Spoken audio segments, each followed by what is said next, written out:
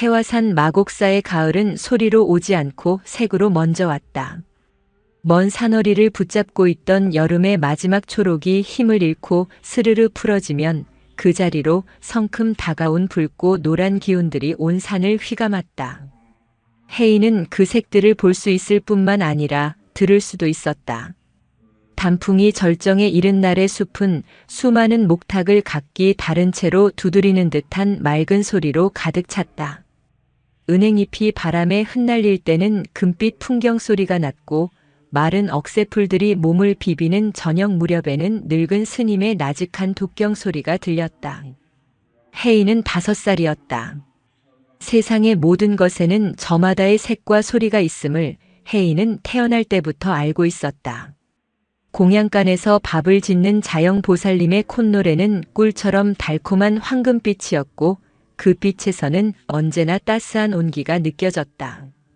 전쟁을 피해 절 마당 한편에 깃든 피난민들의 한숨은 차가운 잿빛이었고 날카로운 쇳소리를 내며 해인의 가슴을 핥히었다. 하지만 해인에게는 풀리지 않는 의문이 하나 있었다. 다른 모든 것들의 색과 소리는 선명하게 보고 들을 수 있었지만 정작 자기 자신의 것은 아무것도 느껴지지 않았다. 가만히 눈을 감고 안을 들여다보려 애쓸수록 그곳에는 오직 색도 소리도 없는 깊은 우물 같은 고요만이 있었다. 마치 아무도 살지 않는 텅 빈 방 같았다.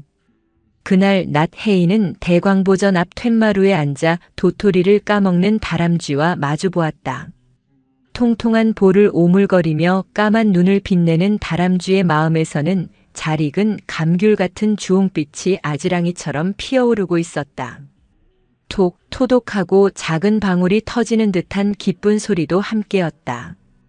해인은 저도 모르게 해벌쭉 웃으며 다람쥐를 향해 손을 뻗었다. 내 마음은 참 따뜻한 색이구나. 다람쥐는 해인의 말을 알아듣기라도 한 듯 까만 눈을 찡긋하고는 숲으로 쪼르르 사라졌다. 해인은 다람쥐가 사라진 자리를 한참 바라보다 다시 제 작은 가슴에 손을 얹었다. 그리고는 온 신경을 집중해 자신의 마음을 들여다보았다. 내 마음은 무슨 색일까? 어떤 소리가 날까? 그러나 역시나 아무것도 없었다. 주홍빛도 황금빛도 심지어 잿빛조차도 그저 고요할 뿐이었다. 텅 비어버린 공허함에 해인은 저도 모르게 시무룩해졌다. 그날 밤 유난히 교교한 달빛이 마곡사 경내를 대낮처럼 환히 비추었다.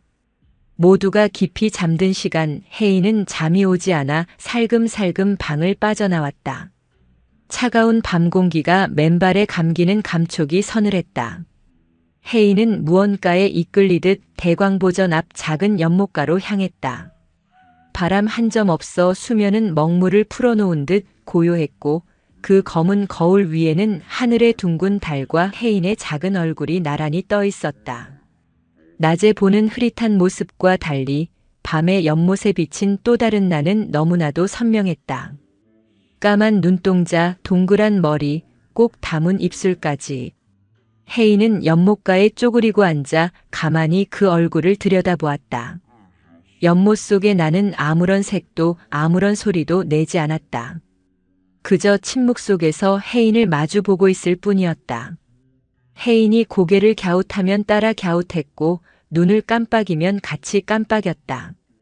한참을 그렇게 바라보던 해인의 마음속에서 낮 동안의 의문이 다시 고개를 들었다. 해인은 작은 입술을 달싹여 연못 속의 친구에게 조용히 물었다. 너는 누구니? 고요한 산사의 밤 해인의 물음은 작은 파문이 되어 퍼져나갔다. 하지만 연못 속에 나는 입만 벙긋할 뿐 아무런 대답도 들려주지 않았다. 연못에 던진 질문은 해인의 마음속에 더 큰 파문을 일으켰다.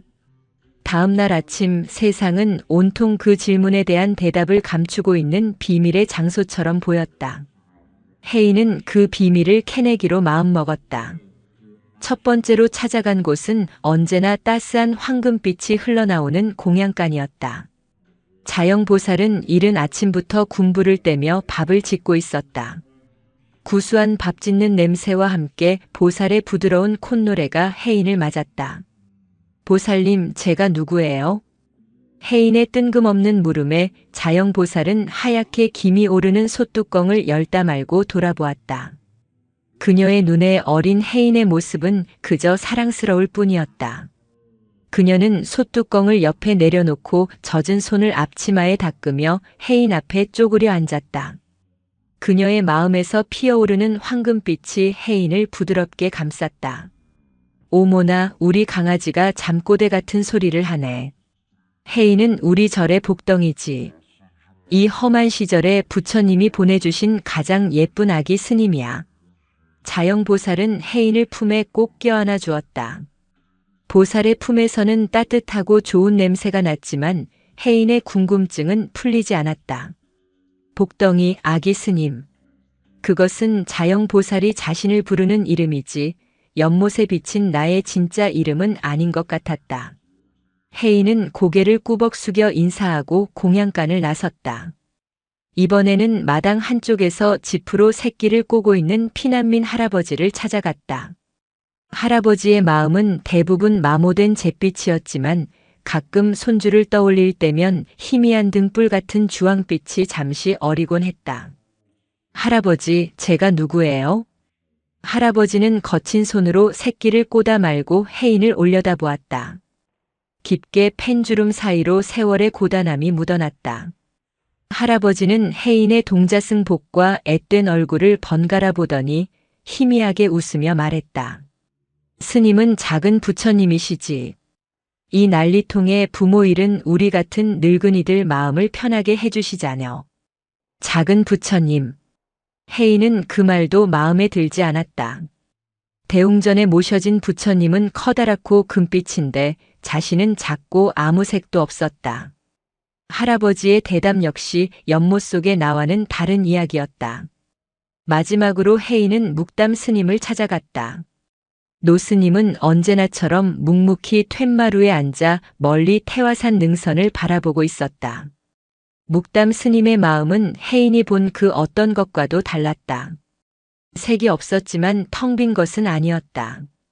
그것은 깊고 투명한 심연과 같아서 들여다보고 있으면 세상의 모든 색과 소리가 그 안에서 조용히 비춰졌다 사라지곤 했다. 요동치지 않는 깊은 밤하늘의 색, 침묵의 소리였다. 혜인은 스님의 옷자락을 조심스럽게 잡아당겼다.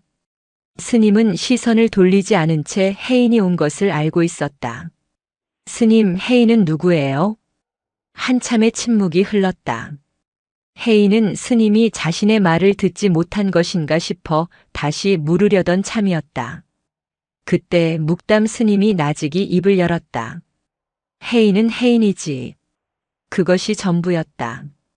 스님은 그저 혜인의 동그란 머리를 커다란 손으로 한번 쓱 쓸어줄 뿐이었다. 그 어떤 대답보다도 알 수 없는 말이었다.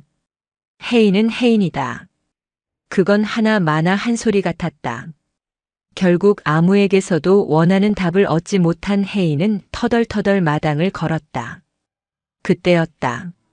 절 한편에 모여 놀던 피난민 아이들 몇몇이 혜인을 보고 자기들끼리 킥킥거리기 시작했다. 아이들의 마음에서는 질투의 탁한 녹색과 장난기의 뾰족한 붉은빛이 어지럽게 뒤섞여 있었다. 야, 저기 맨들머리 땡중이다. 아이들은 혜인을 둘러싸고 놀려대기 시작했다. 그들의 시끄러운 소음과 어지러운 색깔에 혜인은 어찌할 바를 몰랐다. 땡중. 그것도 내가 아닌데. 이름도 모습도 다른 사람들의 말도 진짜 나를 설명해주지 못했다. 연못 속에 나와 지금 여기 서 있는 나는 같은데 왜 세상은 자꾸만 다른 이름을 가져다 붙이는 걸까? 혜인은 처음으로 나라는 존재에 대한 깊은 혼란에 빠져들었다. 혼란은 혜인을 며칠 동안 그림자처럼 따라다녔다. 아이는 말이 없어졌고 자주 연못가에 홀로 쪼그리고 앉아 수면을 들여다보았다. 연못 속에 나는 여전히 아무런 대답도 해주지 않았다. 그날 오후 가을볕은 따사로웠지만 바람은 제법 차가웠다. 마당에서 놀던 피난민 아이들은 심심함을 이기지 못하고 새로운 장난거리를 찾아 나섰다. 그들의 눈에 띈 것은 양지바른 담벼락 밑에 커다란 개미집이었다. 아이들은 환호성을 지르며 개미집으로 몰려갔다. 굵은 나뭇가지를 주워든 한 아이가 개미집의 입구를 후벼 파기 시작했다. 평화롭던 개미 왕국은 순식간에 아수라장이 되었다. 그 모습을 멀리서 지켜보던 혜인의 눈에 그 광경은 다르게 보였다. 개미집이 부서지는 순간 그 작은 구멍 안에서부터 새카만 기운이 비명처럼 터져나왔다. 그것은 소리 없는 아우성이었고 빛을 삼켜버리는 칠흑 같은 공포의 색이었다. 한 마리 한 마리의 개미에게서 터져나온 검은 비명들이 한데 엉켜 거대한 절망의 소용돌이가 되어 혜인의 온몸을 덮쳤다. 아파 무서워. 혜인은 자기도 모르게 몸을 움츠렸다. 작은 생명들이 느끼는 극심한 고통과 공포가 마치 자신의 것처럼 느껴졌다. 집을 잃고 동료를 잃고 혼돈 속에서 죽어가는 개미들의 아픔이 날카로운 바늘이 되어 심장을 찌르는 듯 했다. 아이들은 신이 나서 웃고 떠들었다. 그들의 뾰족한 붉은 빛이 개미들의 검은 비명 위를 잔인하게 유린하고 있었다. 그 순간 혜인은 무언가 결심한 듯 자리에서 벌떡 일어났다. 그리고는 아이들을 향해 달려갔다. 하지 마. 혜인은 평생 내본 적 없는 큰 소리를 질렀다. 그리고는 나뭇가지를 든 아이의 팔을 작은 두 손으로 꽉 붙잡았다. 아이는 혜인을 뿌리치려 했지만 평소의 혜인에게서는 상상할 수 없는 강한 힘에 놀라 멈칫했다. 이건 내가 뭔데? 아프단 말이야. 얘들이 너무 아파한단 말이야. 혜인의 눈에는 눈물이 그렁그렁 맺혀 있었다. 그것은 자신의 슬픔 때문이 아니었다. 지금 이 순간 수백, 수천 마리의 작은 생명들이 겪고 있는 고통을 온전히 느끼고 있기 때문이었다. 다른 아이들이 어리둥절해서 바라보는 사이 혜인은 아이의 손에서 나뭇가지를 빼앗아 멀리 던져버렸다. 그리고는 망가진 개미집 앞에 자신의 작은 몸으로 가로막아서며 두 팔을 벌렸다. 더 이상 개미들을 해치지 못하게 하려는 필사적인 몸짓이었다. 아이들은 자신들보다 작고 약해 보였던 동자승의 단호한 기세에 눌려 욕설을 몇 마디 퍼붓더니 흥미를 잃고 뿔뿔이 흩어져 버렸다. 홀로 남은 혜인은 부서진 개미집 앞에 주저앉았다. 여전히 개미들의 검은 비명소리가 귓가를 맴돌았지만 조금씩 잦아들고 있었다. 흙먼지와 뒤섞여 허둥대는 개미들을 보며 혜인은 가만히 손을 뻗어 길을 잃은 개미 한 마리를 손가락에 조심스럽게 올려놓았다. 그리고는 부서지지 않은 집 입구에 살며시 내려주었다. 그때였다. 혜인은 자신의 마음속에서 이전에는 한 번도 느껴보지 못했던 새로운 감각이 피어나는 것을 느꼈다. 그것은 뜨거운 불꽃처럼 타오르는 선명하고 강렬한 붉은 빛이었다. 하지만 아이들의 장난기 가득한 뾰족한 붉은 빛과는 달랐다. 그것은 슬픔으로 가득 찬 뜨거운 심장의 색이었다. 타인의 고통에 함께 아파하며 그들을 지켜주고 싶어하는 간절한 마음의 색이었다. 그 붉은 마음에서는 소리도 들려왔다. 시끄러운 소음이 아니라 낮은 화음으로 깊게 울리는 소리. 그것은 생명을 향한 연민의 소리였다. 멀리 툇마루에서 이 모든 것을 말없이 지켜보던 묵담 스님의 입가에 누구도 눈치채지 못할 만큼 옅은 미소가 스쳐 지나갔다. 스님은 자리에서 일어나 혜인이 있는 곳으로 천천히 걸어왔다. 그리고는 아무 말 없이 흙투성이가 된 혜인의 등을 부드럽게 쓸어주었다. 그 손길을 통해 괜찮다, 잘했다는 침묵의 위로가 혜인의 붉은 마음에 조용히 스며들었다. 개미들을 지켜낸 그날 이후 혜인의 세상은 조금 달라졌다. 이전까지 세상은 그저 보고 듣는 곳이었다. 다람쥐의 주홍빛 기쁨, 자영보살의 따스한 황금빛, 피난민들의 시린 잿빛. 그것들은 모두 혜인의 밖에서 일어나는 일이었고 혜인은 그저 투명한 창을 통해 바라보는 관객과 같았다. 하지만 이제 혜인은 알게 되었다. 자신의 안에도 색과 소리가 존재할 수 있다는 것을. 개미들의 검은 비명에 함께 아파하던 순간 솟아올랐던 그 뜨겁고 묵직한 붉은빛. 그것은 분명 자신의 것이었다. 비록 아주 잠시 머물다 사라졌지만 그 강렬한 감각은 혜인의 텅 빈 방 같던 마음에 작은 불씨 하나를 남겨놓았다. 혜인은 그 불씨를 다시 지피고 싶었다. 그 뜨거운 울림을 다시 한번 느끼고 싶었다. 그러나 방법을 알 수 없었다. 눈을 감고 아무리 애를 써도 마음속은 다시 깊은 우물처럼 고요해졌고 그날의 붉은 빛은 흔적조차 찾을 수 없었다. 그것은 마치 한여름 밤의 반딧불이처럼 잡으려 하면 할수록 더 깊은 어둠 속으로 사라져버리는 것만 같았다. 그리하여 혜인은 자신도 모르게 다른 생명의 소리에 더욱 귀를 기울이게 되었다. 어쩌면 그들의 색과 소리 속에서 내 안의 불씨를 되살릴 실마리를 찾을 수 있을지도 모른다는 막연한 기대 때문이었다. 늦가을이 깊어지자 태화산의 바람은 한층 더 매서워졌다. 전쟁은 끝날 기미를 보이지 않았고 산 아래 마을에서 들려오는 소식들은 하나같이 사람들의 마음에 회색빛 그늘을 드리웠다. 마곡사로 찾아드는 피난민들의 행렬도 끊이지 않았다. 그들의 지친 걸음걸이, 공허한 눈빛에서는 언제나 시들고 메마른 낙엽의 색과 삭풍이 문틈을 비집고 들어올 때 내는 것 같은 쓸쓸한 울음소리가 났다. 어느 날 저녁 자영보살이 갓난 아이를 업은 젊은 안악을 데리고 절 안으로 들어왔다. 안악의 얼굴은 핏기 없이 창백했고 걸음걸이는 금방이라도 쓰러질 듯 위태로웠다.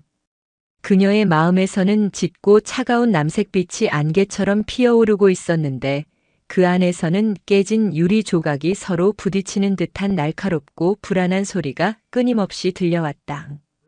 깊은 슬픔과 지독한 걱정이 뒤엉킨 색과 소리였다.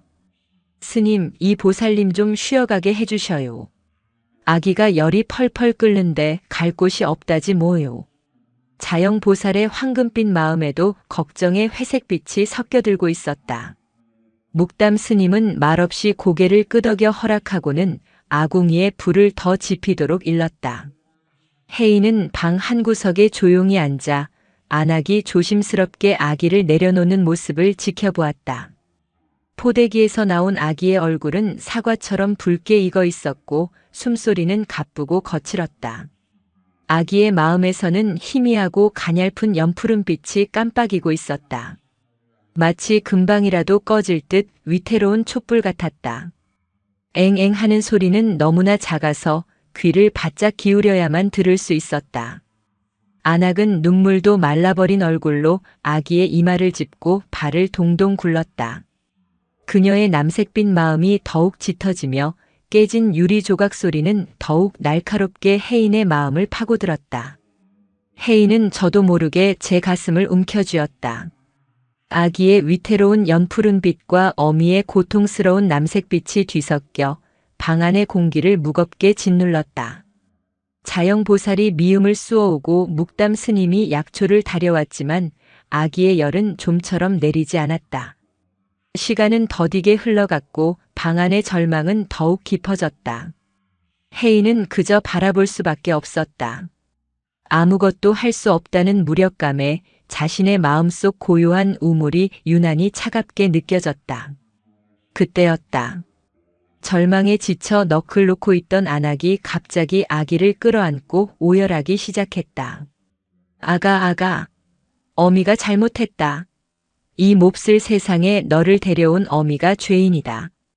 그 처절한 울음소리와 함께 안악의 남색빛 마음이 검붉은 피처럼 터져나왔다.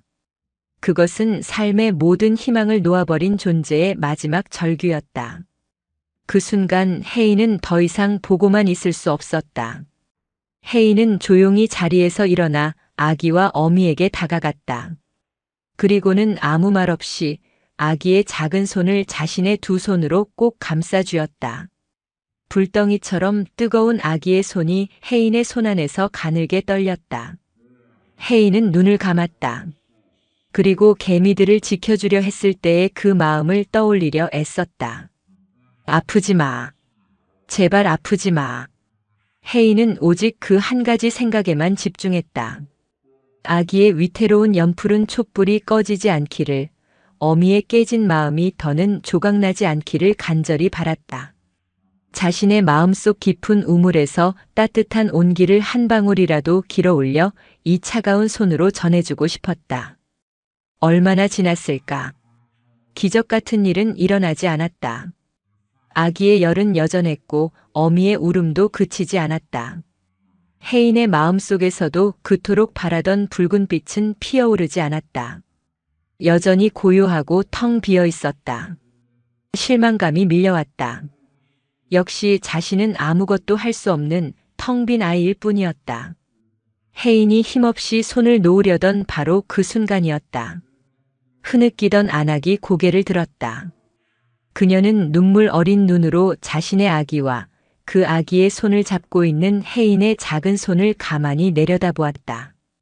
그리고는 떨리는 손을 뻗어 아기의 손을 감싼 혜인의 손 위를 조심스럽게 포개어 덮었다.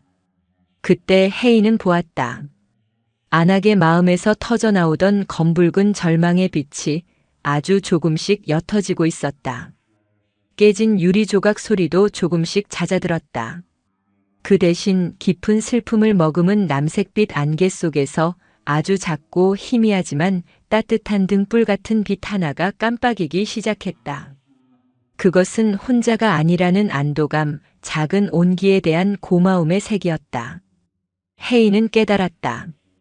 자신의 마음에서 붉은 빛이 피어오르지 않아도 괜찮다는 것을, 자신의 마음이 텅 비어 있어도 괜찮다는 것을, 중요한 것은 그 텅 빈 마음으로 다른 이의 아픔을 온전히 담아주고 그저 곁에 있어주는 것만으로도 작은 온기를 나눌 수 있다는 사실이었다.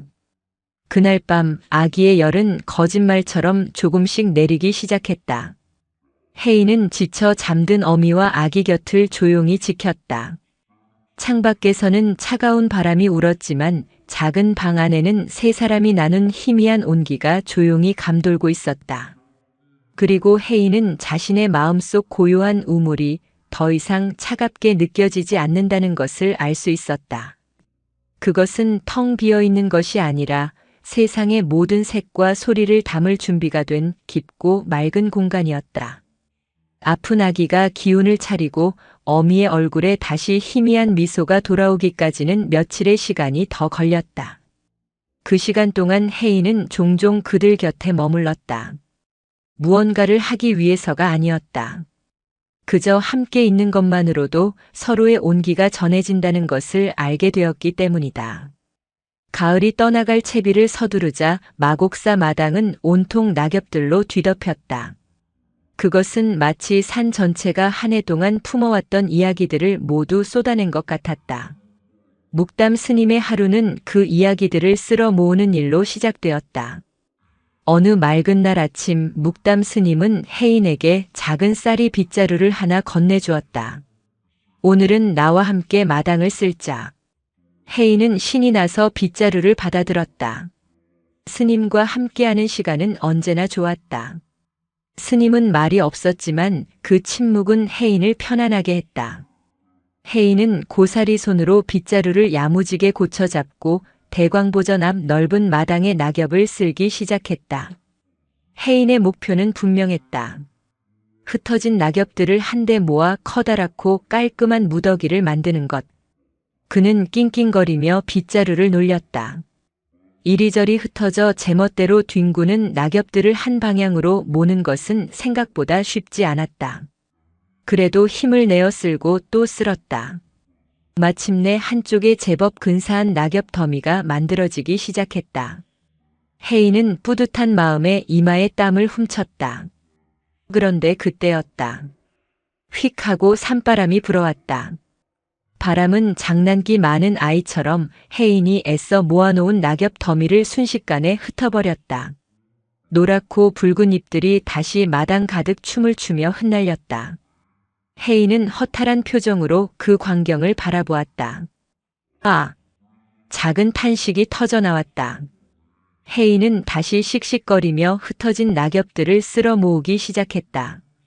하지만 바람은 얄미울 정도로 계속해서 불어왔다. 모아놓으면 흩어지고 쓸어 담으면 다시 날아가 버렸다. 몇 번을 반복하자 혜인은 그만 지쳐버리고 말았다. 스님, 바람 때문에 안 돼요. 쓸면 자꾸 날아가 버리는 걸요. 혜인은 빗자루를 내려놓고 투덜거렸다. 그때까지 반대편에서 묵묵히 빗질을 하던 묵담 스님이 혜인을 돌아보았다. 스님의 빗질은 혜인과 사뭇 달랐다. 그는 낙엽을 모으는데 큰 뜻이 없는 사람처럼 보였다.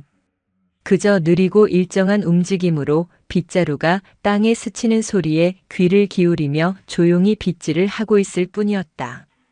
바람이 불어 낙엽이 흩어져도 스님의 표정에는 아무런 변화가 없었다. 그는 그저 흩어진 낙엽을 다시 조용히 쓸 뿐이었다.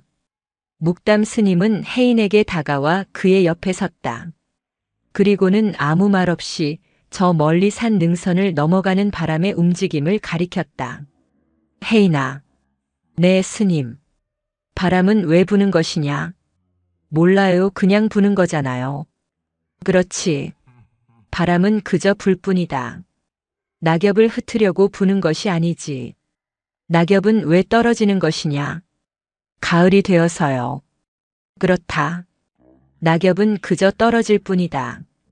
마당을 어지럽히려고 떨어지는 것이 아니란다. 스님은 다시 혜인의 빗자루를 가리켰다. 우리는 왜 마당을 쓰는 것이냐? 깨끗하게 하려고요. 혜인은 당연하다는 듯 대답했다. 그러자 묵담 스님은 옅은 미소를 지으며 고개를 저었다. 아니다. 우리는 그저 쓸 뿐이다. 우리는 그저 쓸 뿐이다. 혜인은 그 말의 뜻을 이해할 수 없었다. 깨끗하게 만들려는 목표가 없이 어떻게 빗질을 할 수 있단 말인가. 혜인이 어리둥절한 표정으로 스님을 바라보자 스님은 혜인의 손을 잡고 자신의 빗질을 보여주었다. 바람이 부는 것을 탓하지 말고 낙엽이 떨어지는 것을 막으려 하지 말거라. 그저 빗자루가 내 손에 있다는 것을 느끼고 빗자루가 땅에 스치는 소리를 들으며 지금 이 순간 내가 오롯이 쓸고 있다는 것만을 알면 되는 것이다. 마음은 결과에 두지 말고 그저 행위에 두는 것이니라. 스님의 말은 어려웠다. 하지만 혜인은 스님의 커다란 손에 이끌려 함께 빗자루를 잡고 천천히 마당을 쓸기 시작했다. 스님의 움직임은 물 흐르듯 자연스러웠다. 정말로 그는 낙엽을 모으는 것에는 관심이 없는 듯 했다. 오직 빗질이라는 행위 그 자체에만 집중하고 있었다. 사각사각. 빗자루가 마른 흙과 낙엽을 스치는 소리가 혜인의 귓가에 선명하게 들려왔다. 혜인은 눈을 감고 그 소리에 집중했다. 그러자 신기하게도 조금 전까지 자신을 괴롭혔던 조바심과 실망감이 눈 녹듯 사라지는 것을 느꼈다. 바람이 불어와 낙엽을 흩어도 더 이상 화가 나지 않았다. 아, 바람이 부는구나.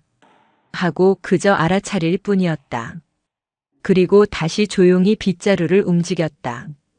한참 동안 스님과 함께 말없이 마당을 쓸었다. 더 이상 낙엽 더미를 만들겠다는 생각은 없었다. 그저 사각거리는 소리와 빗자루의 감촉, 그리고 자신의 움직임만이 존재했다. 혜인은 문득 자신의 마음을 들여다보았다. 나는 누구인가? 라는 질문은 잠시 잊고 있었다. 그 질문에 대한 답을 찾으려고 애쓰던 조급한 마음도 사라져 있었다. 대신 빗질을 하는 지금 이 순간에 온전히 머물고 있는 평온한 나가 거기에 있었다. 그때 혜인은 어렴풋이 깨달았다.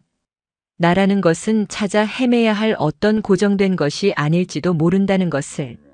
어쩌면 나는 바람이 불면 흩어지고 다시 쓸어 모으면 모이는 낙엽 더미 같은 것일지도 모른다.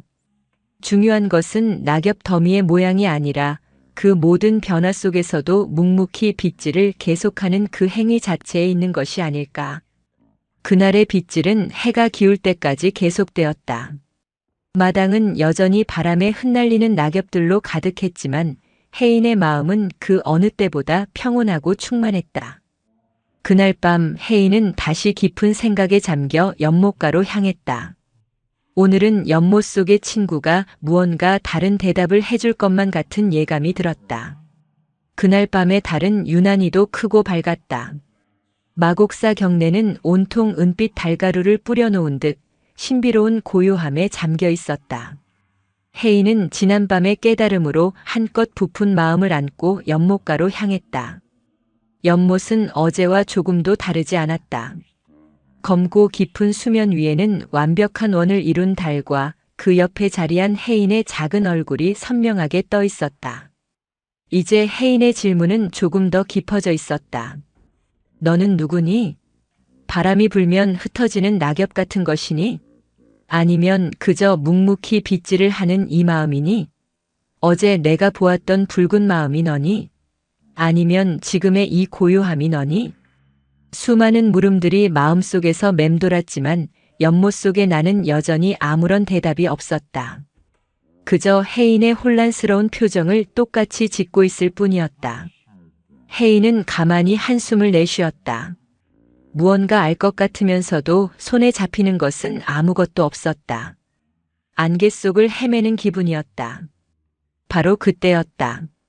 혜인의 등 뒤로 그림자 하나가 조용히 다가왔다. 혜인은 돌아보지 않아도 그것이 묵담 스님임을 알 수 있었다. 스님의 침묵은 언제나처럼 깊고 커다란 존재감으로 혜인을 감쌌다. 묵담 스님은 혜인의 옆에 나란히 섰다. 그리고는 한참 동안 말없이 연못을 내려다보았다. 스님의 깊은 눈동자에도 혜인과 달과 밤하늘이 고스란히 담겼다. 얼마의 침묵이 흘렀을까? 스님은 허리를 굽혀 발치에 떨어져 있던 마른 나뭇가지 하나를 주워들었다. 그리고는 혜인이 미처 예상할 틈도 없이 그 나뭇가지로 고요한 연못의 중심을 휘저었다. 휘잉 마이너스. 아! 혜인의 입에서 작은 비명이 터져 나왔다. 그 순간 완벽한 거울 같았던 수면은 산산이 조각났다. 연못에 떠있던 둥근 달은 수천 개의 은빛 조각으로 부서져 흩어졌고 혜인의 얼굴 또한 알아볼 수 없을 만큼 일그러지며 흩어져 버렸다. 완벽했던 세상이 한순간에 무너져 내리는 것 같았다. 혜인은 당황하여 어쩔 줄 몰라 하며 스님을 올려다보았다. 스님, 제 친구가 부서졌어요. 달림도 없어졌어요. 울음이 터져 나올 것 같은 목소리였다. 자신의 가장 깊은 질문을 들어주던 유일한 친구, 그 고요한 얼굴이 스님의 나뭇가지 하나에 폭력적으로 사라져버린 것이다. 하지만 묵담 스님은 당황한 혜인의 모습에도 동요 없이 그저 일렁이는 수면을 가리키며 나직이 물었다. 혜인아, 저 부서진 조각 중에 어느 것이 진짜 달이더냐? 저 일그러진 물결 중에 어느 것이 진짜 너희더냐? 혜인은 대답할 수 없었다. 부서진 달 조각은 모두 달빛을 품고 있었지만 어느 것 하나 온전한 달은 아니었다. 일그러진 자신의 모습 역시 모두 자신인 것 같았지만 진짜 자신의 얼굴은 아니었다. 스님의 물음은 계속되었다. 물결이 멎으면 다시 둥근 달이 떠오르고 내 얼굴도 다시 비치겠지. 그러면 물결이 멎은 후에 나타날 그 모습이 진짜 너일까? 아니면 이 모든 것을 고요했던 모습도 지금 이렇게 부서지고 흩어진 모습도 그리고 잠시 후에 다시 고요해질 모습까지도 그 모든 것을 가만히 지켜보고 있는 내가 진짜 너일까? 지켜보고 있는 나. 그 말은 마치 거대한 종소리처럼 혜인의 마음을 깊고 강하게 울렸다. 혜인은 충격에 휩싸였다. 눈앞에 일렁이는 수면을 보았다. 그리고 그 수면을 바라보고 있는 자기 자신을 느꼈다. 연못에 비친 모습은 내가 아니었다. 그것은 그저 물 위에 비친 그림자 상일 뿐이었다. 이름도 동자승이라는 역할도 심지어 자신이 느꼈던 붉은 마음이나 지금의 이 혼란스러움조차도 나타났다가 사라지는 물결과 같은 것이었다. 진짜 나는 그 모든 것이 아니었다. 진짜 나는 그 모든 것을, 그 모든 변화를, 그 모든 나타남과 사라짐을, 그저 고요하게 알아차리고 지켜보고 있는 바로 이것. 색도 없고 소리도 없고 이름 붙일 수도 없는 이 순수한 알아차림, 이 고요한 의식. 이것이 바로 진짜 나였다. 혜인은 숨을 크게 들이마셨다. 세상이 달라 보였다. 더 이상 연못 속의 그림자에 자신을 동일시하지 않게 되자 마음을 짓누르던 무거운 돌덩이 하나가 사라진 것 같았다. 나는 누구인가? 라는 질문에 대한 답을 말로 설명할 수는 없었다. 하지만 온몸으로 온 마음으로 그 답을 체험하고 있었다. 서서히, 아주 서서히 연못의 물결이 잦아들기 시작했다. 흩어졌던 수천 개의 달 조각들이 다시 중심으로 모여들어 마침내 하나의 온전하고 둥근 달의 모습을 되찾았다. 혜인의 얼굴도 다시 그 옆에 고요히 떠올랐다. 하지만 이제 혜인은 그 모습을 이전과 같은 눈으로 바라보지 않았다. 그것은 더 이상 혜인의 친구도 혜인의 정체도 아니었다. 그저 아름다운 달빛을 품은 물 위의 그림자일 뿐이었다. 혜인은 물에 비친 자신을 향해, 그리고 그 모습을 바라보고 있는 진짜 자신을 향해 편안하고 맑은 미소를 지어 보였다. 그러자 연못 속의 나도 똑같이 환한 미소로 화답했다. 그것은 질문도 대답도 없는 존재와 존재가 나누는 완전한 교감이었다. 그 순간 혜인은 처음으로 자신의 가장 깊은 내면에서 울려오는 소리를 들었다. 그것은 감정의 색을 띤 소음이 아니었다. 깊은 산사의 새벽을 깨우는 장엄하고 맑은 범종의 울림 같은 소리. 온 세상을 품고도 남을 만큼 거대하고 티끌 하나 없이 투명한 평화의 소리였다. 멀리서 그 모든 것을 지켜보던 묵담 스님이 달빛 아래 고요히 두 손을 모아 합장했다. 작은 동자승의 마음속에 마침내 깨어지지 않는 진짜 달이 떠오르고 있었다. 연못에 비친 달이 부서지고 그 안에서 깨어지지 않는 진짜 달을 발견한 그날 이후 혜인의 세상은 이전과 같으면서도 전혀 다른 모습으로 다가왔다. 세상의 색과 소리는 여전히 그곳에 있었다. 자영보살의 마음은 여전히 따스한 황금빛이었고 전쟁의 상흔을 안고 저를 찾는 이들의 마음에서는 여전히 시리고 아픈 잿빛과 남색빛이 피어올랐다. 달라진 것은 혜인 자신이었다. 이전까지 그 색과 소리들은 혜인의 마음에 직접 들어와 얼룩을 남기거나 파문을 일으켰다. 하지만 이제 그것들은 마치 맑고 깊은 하늘을 유유히 지나가는 구름처럼 혜인의 고요한 마음을 그저 스쳐 지나갈 뿐이었다. 혜인은 알게 되었다. 자신의 본질은 그 어떤 색으로도 물들지 않고 그 어떤 소리에도 흔들리지 않는 저 광활한 하늘 자체와 같다는 것을. 마음속 깊은 곳에서는 언제나 맑고 장엄한 범종 소리가 배경음처럼 낮게 울리고 있었다. 그 울림이 혜인을 모든 변화의 중심에 고요히 머물게 했다. 나는 누구인가? 라는 질문은 더 이상 혜인을 괴롭히지 않았다. 그 질문 자체가 사라진 자리에 그저 존재함에 충만한 평화가 강물처럼 흘렀다. 혜인은 이제 웃는 사람을 보면 함께 웃었고 우는 사람을 보면 함께 슬퍼했다. 하지만 그 웃음과 슬픔의 구름이 지나가고 나면 마음은 언제나처럼 텅 비고 고요한 하늘로 돌아왔다. 이 조용한 기쁨은 혜인의 걸음걸이를 가볍게 했고 눈빛을 더없이 맑게 만들었다. 초겨울의 문턱, 산사의 새벽 공기는 칼날처럼 날카로웠다. 그날 아침 또 한 무리의 피난민들이 지친 모습으로 마곡사 경내로 들어섰다. 그들 중에는 혜인과 나이가 비슷해 보이는 한 사내 아이가 있었다. 아이는 남루한 옷차림에 얼굴은 온통 흙먼지로 뒤덮여 있었지만 유난히 까맣고 커다란 눈은 텅 빈 채 초점을 잃고 있었다. 사람들의 말에 따르면 아이의 이름은 수일이라 했다. 아이는 불과 며칠 전 눈앞에서 포탄의 부모를 모두 잃었다고 했다. 그 충격으로 아이는 말을 잃었고 마음의 문을 굳게 닫아버렸다. 혜인은 그 아이 수일을 보았다. 그리고 처음으로 겪는 기이한 감각에 온몸이 얼어붙는 듯 했다. 혜인이 지금껏 보아온 모든 마음에는 색과 소리가 있었다. 기쁨의 주홍빛, 슬픔의 푸른빛, 분노의 붉은빛, 불안의 잿빛. 심지어 묵담 스님의 깊고 투명한 무색조차도 그것은 텅 빈 공허가 아닌 모든 것을 품은 충만함의 색이었다. 하지만 수일의 마음은 달랐다. 그곳에는 아무런 색도 아무런 소리도 없었다. 그러나 그것은 혜인이 자신의 내면에서 느끼는 평화로운 공이 아니었다. 수일의 마음은 마치 검은 구멍, 블랙홀과 같았다. 주변의 모든 빛과 소리를 개걸스럽게 빨아들여 소멸시켜버리는 무시무시하고 파괴적인 허무였다. 혜인이 수일을 바라보는 것만으로도 자신의 내면을 채우고 있던 맑은 범종 소리가 그 검은 구멍 속으로 빨려들어가 힘을 잃는 것 같았다. 어째서지? 어째서 똑같이 텅 비어 있는데 이렇게 다를 수가 있지? 혜인은 깊은 혼란에 빠졌다. 자신이 깨달았다고 생각했던 평화로운 공의 세계가 수일이라는 존재 앞에서 송두리째 흔들리는 기분이었다. 혜인은 수일에게 다가가고 싶었다. 그 차갑고 어두운 구멍에 자신의 마음속 맑은 울림을 조금이라도 전해주고 싶었다.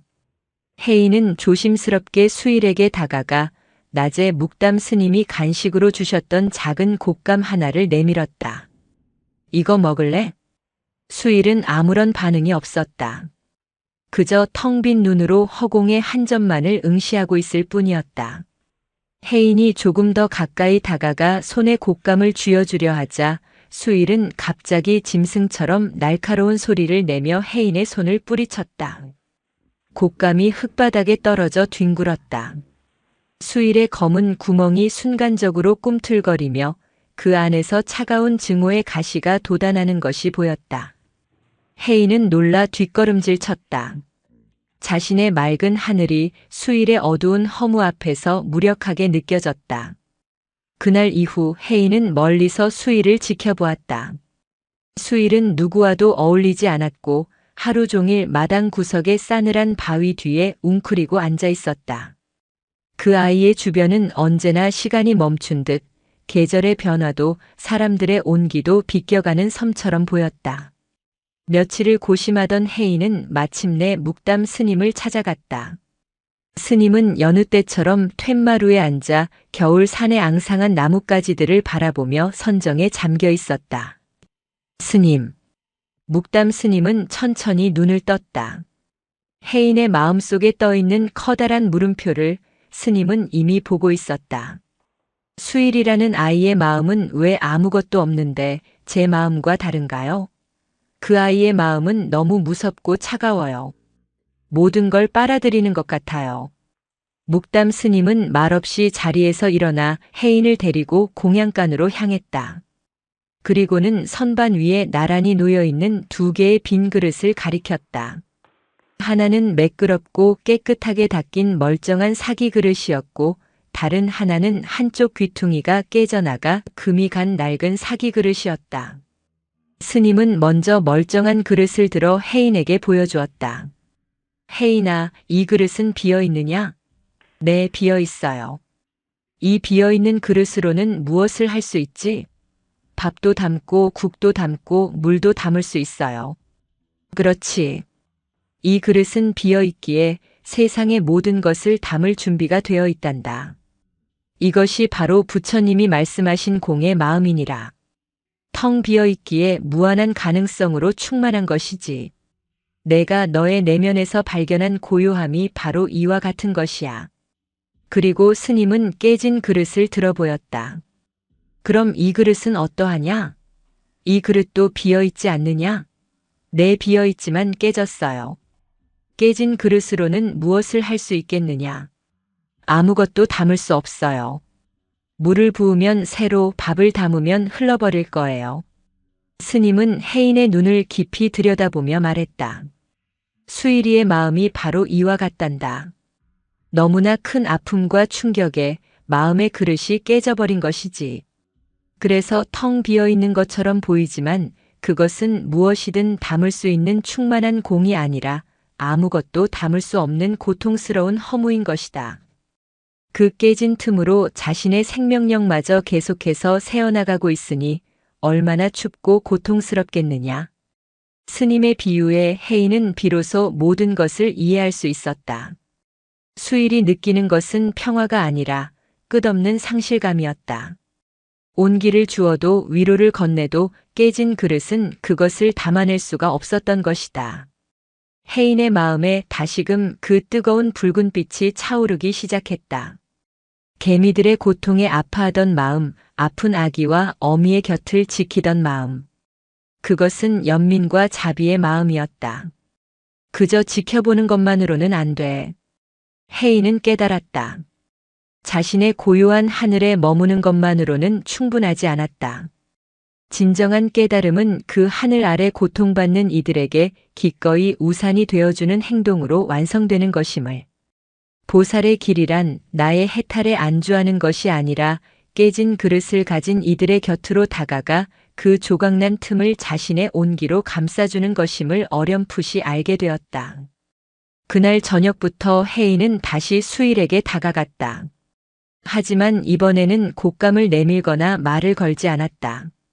수일이 늘 앉아있는 차가운 바위 뒤편, 조금 떨어진 곳에 그저 조용히 함께 앉아주었다. 수일은 여전히 혜인을 없는 사람 취급했고 그의 마음은 여전히 검고 차가운 허무에 잠겨 있었다. 하지만 혜인은 더 이상 그 허무가 두렵지 않았다. 자신의 마음속에서 울리는 맑은 범종 소리에 귀를 기울이며 그저 묵묵히 그 아이의 곁을 지켰다. 깨진 그릇을 당장 붙일 수는 없을지라도 그 차가운 어둠 속에서 혼자가 아니라는 사실만큼은 전해주고 싶었다. 그것이 혜인이 할 수 있는 유일한 일이었다. 겨울은 성큼 다가와 있었다. 태화산의 바람은 날마다 살을 애는 듯 날카로워졌고 마곡사 골짜기에는 밤새 내린 서리가 아침 햇살에 하얗게 빛났다. 전쟁은 교착 상태에 빠진 채 추위와 굶주림이라는 더 큰 괴물이 되어 사람들을 짓눌렀다. 절간의 창고는 바닥을 드러내기 시작했고 늘어만 가는 피난민들의 수만큼 공양간의 시름도 깊어졌다. 저녁 공양 시간 자영보살은 멀건 쌀뜨물에 가까운 죽을 퍼주며 연신 미안한 표정을 지었다. 하지만 누구 하나 불평하는 사람은 없었다. 이 한 그릇의 온기마저도 감지덕지한 시절이었기 때문이다. 사람들의 마음에서는 생존에 대한 회색빛 불안감이 안개처럼 피어올랐다. 혜인도 자신의 작은 바로에 담긴 죽을 받아들고 조용히 자리에 앉았다. 그리고는 늘 그랬듯 조금 떨어진 곳에 홀로 앉은 수일에게 시선을 주었다. 수일은 여전히 검은 허무에 잠겨 있었지만 혜인이 며칠째 묵묵히 곁을 지키자 처음에 날카로운 경계심은 조금 누그러진 듯 했다. 그날따라 수일은 바루를 받아들고도 한참을 먹지 않고 그저 멀건 죽을 숟가락으로 휘젓기만 했다. 그러더니 갑자기 아이는 얼굴을 잔뜩 찌푸리며 들고 있던 바루를 흙바닥에 내동댕이 쳐버렸다. 쨍그랑 하는 소리보다 철퍼덕 하는 소리와 함께 얼마 되지 않던 죽이 흙먼지와 뒤섞이는 소리가 더 크게 울렸다. 이딴 건 못 먹어. 흙냄새만 나는 걸 어떻게 먹으라고. 수일의 외침은 굶주림과 침묵에 익숙해져 있던 사람들의 마음에 날카로운 파문을 일으켰다. 모두의 시선이 수일에게로 향했다. 순간 공양간 앞마당의 공기는 싸늘하게 얼어붙었다. 가장 먼저 반응한 것은 한쪽 구석에서 조용히 죽을 먹고 있던 한 노파였다. 피난길의 굶주림으로 어린 손주를 잃은 노파였다. 노파의 슬픔 어린 푸른빛 마음에 시뻘건 분노의 불꽃이 격렬하게 타올랐다. 이놈아. 지금 복 나가는 소리를 하는 게야. 이 밥 한 그릇이 없어서 내 또래 아이들이 길바닥에서 굶어 죽어가는 판에. 노파의 울음 섞인 호통을 시작으로 여기저기서 억눌려 있던 사람들의 원망과 서름이 터져나오기 시작했다. 어린 놈이 배가 불렀구먼. 저럴 거면 나눠주지. 분노의 붉은빛, 서러움의 푸른빛, 절망의 잿빛이 한데 뒤엉켜 마당의 공기는 순식간에 아수라장으로 변했다. 수일은 그 모든 비난의 화살을 온몸으로 맞으며 더욱 굳은 표정으로 입을 다물었다. 아이의 마음을 감싸고 있던 검은 허무의 벽은 더욱 두껍고 단단해지는 듯 했다. 그 혼돈의 중심에서 혜인은 조용히 자신의 자리에 앉아 있었다. 사람들의 아우성치는 감정의 색과 소리가 폭풍처럼 휘몰아쳤지만 혜인의 마음은 고요했다. 그는 그 모든 분노와 슬픔을 이해할 수 있었다. 굶주린 이들의 원망도, 모든 것을 잃은 아이의 비뚤어진 투정도, 그 뿌리는 모두 깊은 고통에 닿아 있음을 보았다. 혜인은 자리에서 일어나 흙바닥에 쏟아진 죽 그릇으로 다가갔다. 그리고는 아무 말 없이 그 앞에 쪼그리고 앉았다. 사람들은 동자승이 무엇을 하려는지 의아한 눈으로 지켜보았다. 혜인은 자신의 작은 손가락으로 흙먼지에 뒤범벅이 된 밥알을 하나하나 정성스럽게 줍기 시작했다. 한 톨, 또 한 톨. 마치 세상에서 가장 소중한 보석을 다루듯 지극한 정성을 다했다. 사람들의 소란은 어느새 잦아들었다. 모두가 숨을 죽이고 흙바닥에 엎드린 작은 동자승의 손가락 끝을 바라보고 있었다. 수일 역시 굳은 표정으로 혜인을 내려다보고 있었다. 조롱도 분노도 아닌 이해할 수 없다는 표정이었다. 한참 동안 밥알을 줍던 혜인은 이내 자신의 아직 온기가 남아있는 바루를 들고 수일에게 다가갔다. 그리고는 깨끗하고 멀쩡한 자신의 죽 그릇을 수일의 앞에 조용히 내려놓았다. 아무런 말도 아무런 표정도 없었다. 그저 텅 비고 맑은 눈으로 수일을 한번 바라볼 뿐이었다. 그 행위는 100마디의 꾸짖음이나 위로보다 더 큰 울림을 가졌다. 그날 저녁 공양은 그렇게 아무도 더 이상 말을 잇지 못한 채 끝이 났다. 밤이 깊어지자 묵담 스님이 혜인을 조용히 불렀다. 스님은 등불 하나를 들고 혜인을 절의 가장 깊숙한 곳에 있는 작은 식량 창고로 데려갔다. 창고 안에는 이제 몇 가마니 남지 않은 쌀이 전부였다. 스님은 그중 한 가마니를 풀어 혜인의 작은 손바닥 위에 쌀 한 톨을 올려주었다. 혜인아, 이 쌀 한 톨의 무게가 느껴지느냐? 네, 스님. 아주 가벼워요. 그렇지. 허나 이 한 톨의 쌀이 내 손에 오기까지의 무게는 온 우주보다 무거운 것이니라. 스님은 혜인의 눈을 보며 나직이 말했다. 이 한 톨의 벽시가 싹을 틔우기 위해 따사로운 햇살이 필요했고 대지를 적시는 단비가 필요했다.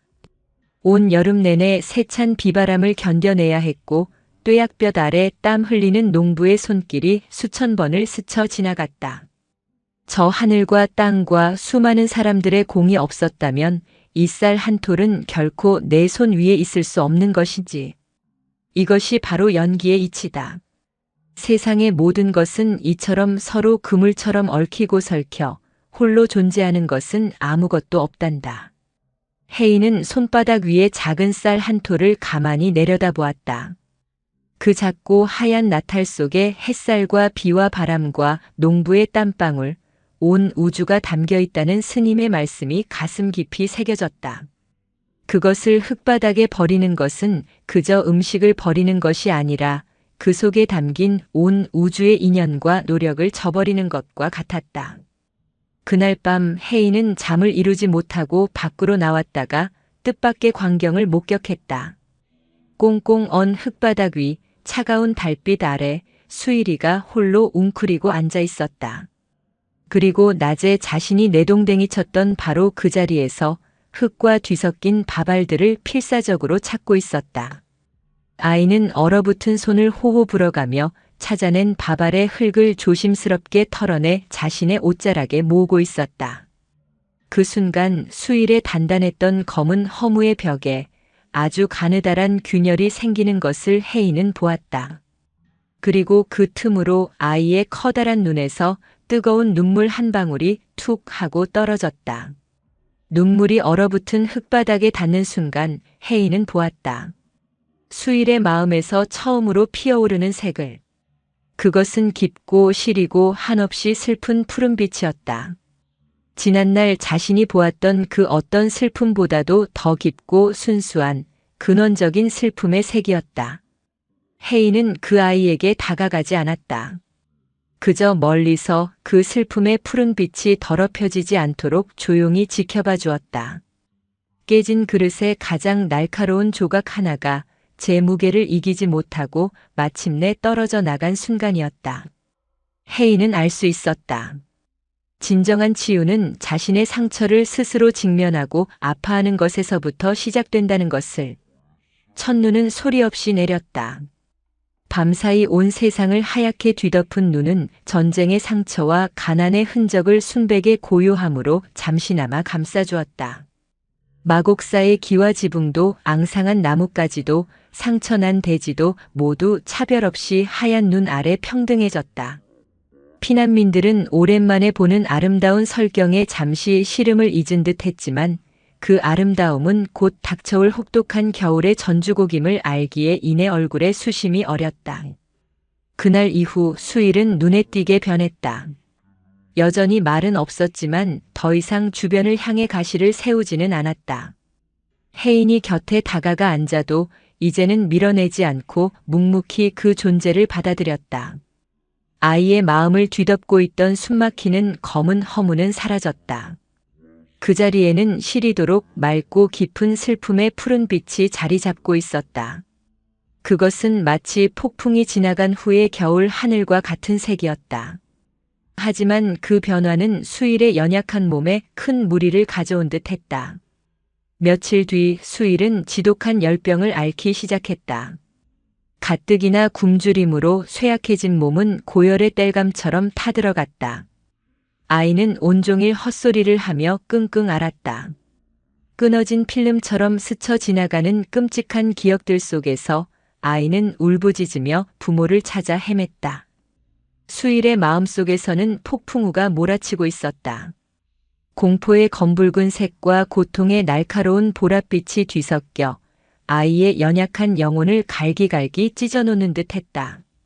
그때 수일의 곁으로 가장 먼저 다가온 것은 예전에 아픈 아기를 안고 저를 찾았던 젊은 안악이었다. 혜인의 작은 온기에 힘입어 아이를 살려냈던 그녀는 이제 자신이 받은 온기를 되돌려줄 차례임을 알고 있었다. 그녀는 젖은 수건으로 밤새 수일의 이마를 닦아주고 자신의 얼마 안 되는 미움을 나누어 아이의 입술을 축여주었다. 그녀를 시작으로 다른 피난민들도 조금씩 마음을 열기 시작했다. 어떤 이는 자신의 낡은 옷을 가져와 아이의 몸을 덮어주었고 어떤 이는 산에 올라 해열에 좋다는 약초를 캐어왔다. 수일이라는 아이의 고통을 중심으로 춥고 배고팠던 사람들의 마음속에 작은 공동체의 온기가 피어나고 있었다. 혜인은 그 모든 시간 동안 묵묵히 수일의 곁을 지켰다. 그는 의원이 아니었기에 열을 내리게 할 수 없었고 부모가 아니었기에 악몽 속에서 아이를 구해낼 수도 없었다. 혜인이 할 수 있는 것은 오직 한 가지뿐이었다. 혜인은 수일의 뜨거운 손을 가만히 잡았다. 그리고는 눈을 감고 자신의 내면 가장 깊은 곳에서 울려 퍼지는 맑은 범종 소리에 온 의식을 집중했다. 둥- 하고 울리는 그 소리는 평화롭고 흔들림이 없었다.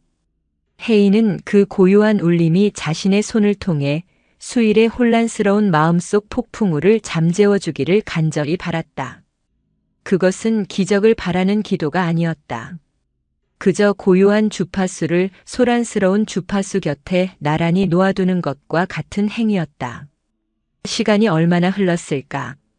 사나흘간 불덩이 같았던 수일의 열이 새벽녘이 되자 거짓말처럼 내리기 시작했다. 거친 숨소리도 차츰 안정을 되찾았다. 긴 악몽의 터널을 지나온 아이는 맑아진 새벽 공기 속에서 천천히 눈을 떴다. 흐릿한 시야 속에서 아이는 자신의 손을 꼭 잡고 있는 혜인의 얼굴을 보았다. 며칠 밤을 꼬박 세운 혜인의 얼굴은 지쳐 보였지만 그 눈빛은 더없이 맑고 고요했다. 수일은 마른 입술을 겨우 움직여 말을 잃은 후 처음으로 입을 열었다. 내가 있었구나. 그것은 질문이 아니었다. 확인이었다. 자신이 가장 어둡고 무서운 터널을 지나는 동안 누군가 자신의 손을 놓지 않고 함께 있어 주었음을 확인하는 말이었다. 혜인은 아무 말 없이 그저 고개를 한번 깊이 끄덕여 주었다. 며칠 후 기력을 회복한 수희를 데리고 혜인은 툇마루에 나란히 앉았다. 따스한 겨울 햇살이 처마 끝에 매달린 고드름을 녹이고 있었다. 녹은 눈물이 돌계단 위로 떨어지며 맑고 청아한 소리를 냈다. 똑똑똑. 그때 묵담 스님이 두 아이의 곁으로 다가왔다. 스님은 말없이 그 물방울 떨어지는 소리에 귀를 기울이다가 나직이 입을 열었다. 지난밤 내린 눈이 온 세상을 덮어 산도, 길도, 슬픔도 모두 그 모습을 감추었구나. 스님은 혜인과 수희를 번갈아 보며 말을 이었다. 허나 보아라. 영원히 쌓여있는 눈은 없단다. 따스한 햇살이 비치면 저토록 단단해 보이던 얼음과 눈도 결국 녹아내려 본래의 모습인 물로 돌아가는 법이지. 이것이 무상의 이치다. 세상에 영원한 것은 아무것도 없다는 뜻이지. 스님은 수일의 깊은 푸른빛 마음을 부드러운 시선으로 어루만지며 말했다. 내 마음을 뒤덮었던 그 큰 슬픔도 저 겨울 눈과 같은 것이니라. 마음을 춥고 단단하게 얼어붙게 만들지. 하지만 따스한 온기가 닿으면 언젠가는 반드시 녹아내리는 법이다. 그리고 눈이 녹은 자리에 비로소 봄의 새싹이 돋아날 수 있는 것이지. 혜인과 수일은 아무 말 없이 그저 똑똑하고 떨어지는 눈 녹는 소리에 귀를 기울였다. 그 소리는 단순한 물방울 소리가 아니었다.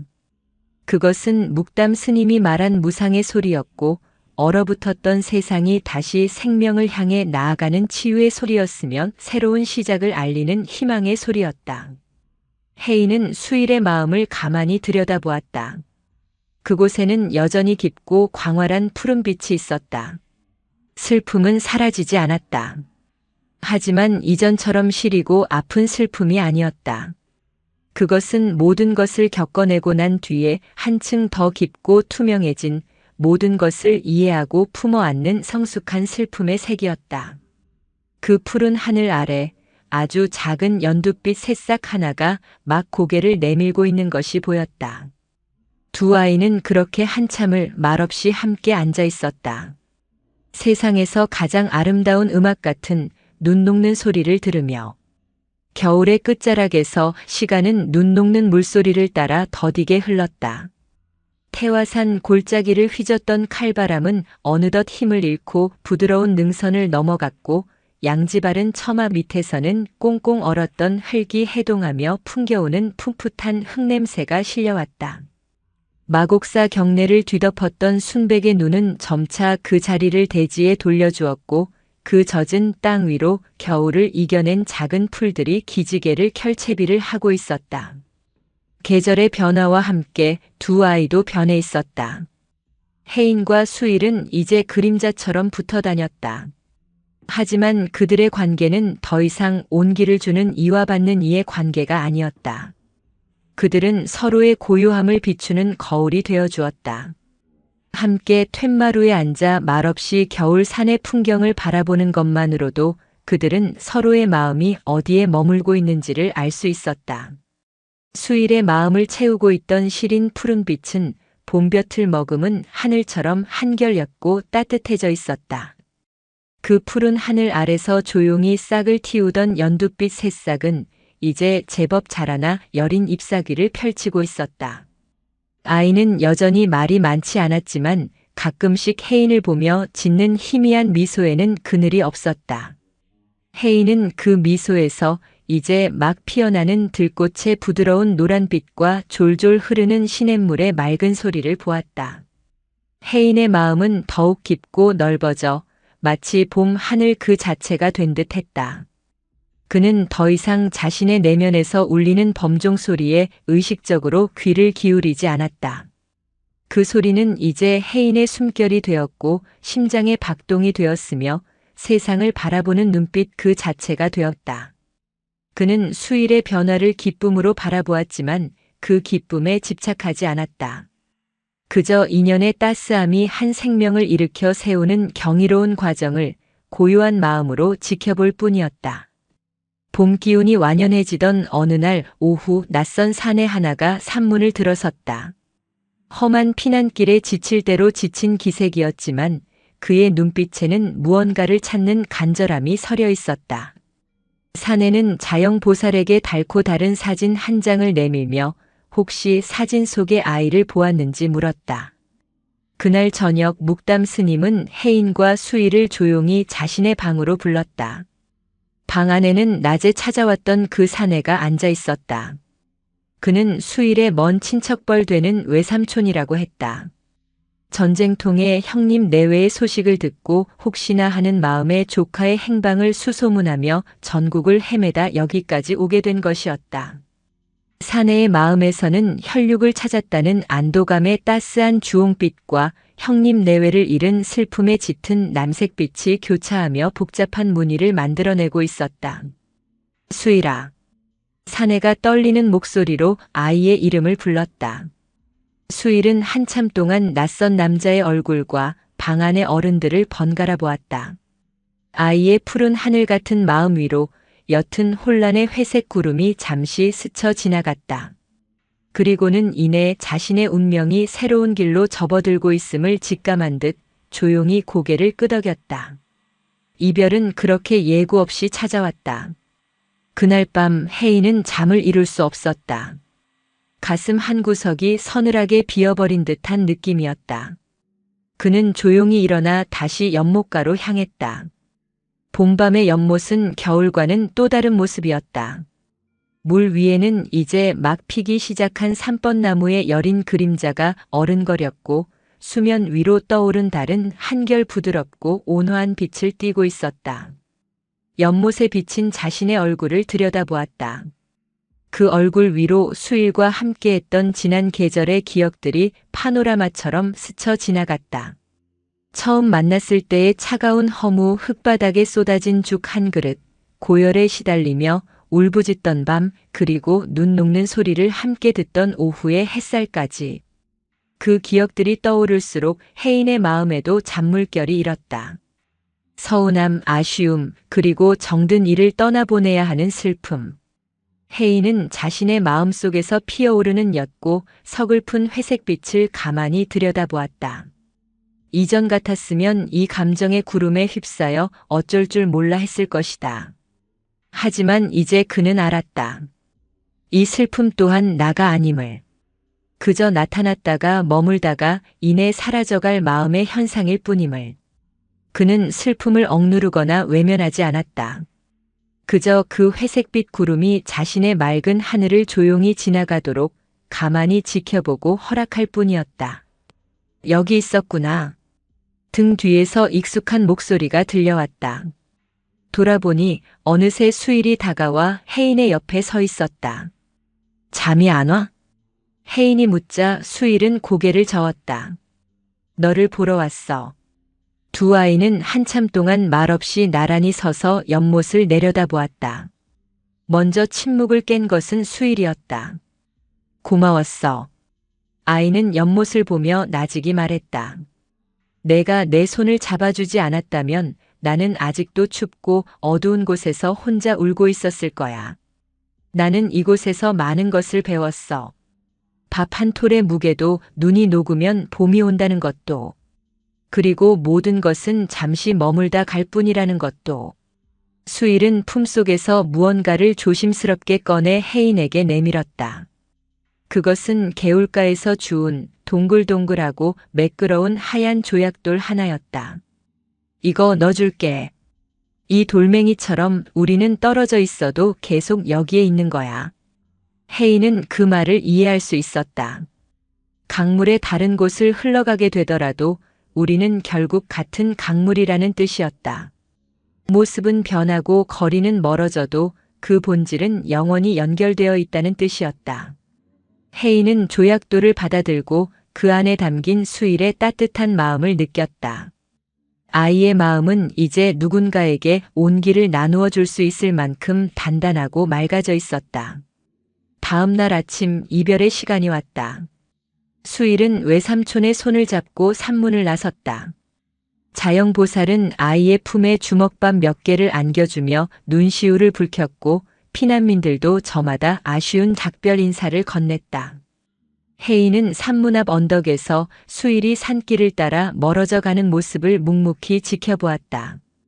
아이의 작은 모습이 굽이진 길모퉁이 너머로 사라질 때까지 혜인은 움직이지 않았다. 마음속에서는 여전히 옅은 회색빛 슬픔이 감돌았지만 그 배경으로는 변함없이 맑고 깊은 범종 소리가 울려 퍼지고 있었다. 그는 울지 않았다. 그저 모든 인연의 흐름을 있는 그대로 받아들일 뿐이었다. 홀로 절로 돌아온 혜인은 묵담 스님과 마주쳤다. 스님은 아무것도 묻지 않았다. 그저 혜인의 어깨를 한번 가만히 다독여주고는 저 멀리 이제 막 연두빛으로 물들기 시작하는 봄산을 가리켰다. 봄이 왔구나. 스님의 나직한 한마디에 세상의 모든 이치가 담겨 있었다. 겨울은 가고 봄은 온다. 만남이 있으면 이별이 있고 이별이 있으면 또 다른 만남이 온다. 그 어떤 것도 영원히 머무르지 않기에 세상은 슬프고도 아름다운 것이었다. 혜인은 다시 연못가에 홀로 앉았다. 수일이 떠나간 자리는 비어 있었지만 혜인의 마음은 텅 빈 만큼 충만했다. 그는 손에 쥐고 있던 하얀 조약돌을 가만히 내려다보았다. 그리고는 눈을 감았다. 나는 누구인가? 이제 그 질문은 더 이상 의미가 없었다. 나는 혜인이라는 이름도 동자승이라는 모습도 아니다. 나는 기쁨도 슬픔도 아니다. 나는 이 모든 것을 담아내는 텅 빈 하늘이며 모든 것을 비추는 고요한 연못이다. 나는 이 모든 것을 알아차리는 깨어있는 의식 그 자체다. 그리고 나는 저 멀리 새로운 길을 떠나는 친구의 안녕을 빌어주는 따뜻한 마음이기도 하다. 혜인은 옅은 미소를 지었다. 마음속 깊은 곳에서 울려 퍼지는 범종 소리가 봄 햇살처럼 따스하고 명징하게 온몸으로 퍼져나갔다. 그 울림 속에서 혜인은 세상 모든 존재와 자신이 다르지 않음을, 온 우주가 자신과 하나임을 온전히 느꼈다. 5살 동자승의 길고 길었던 질문은 마침내 답 없는 답을 찾고 고요한 평화 속으로 스며들고 있었다. 태화산 마곡사에는 그렇게 또 한 번의 봄이 오고 있었다.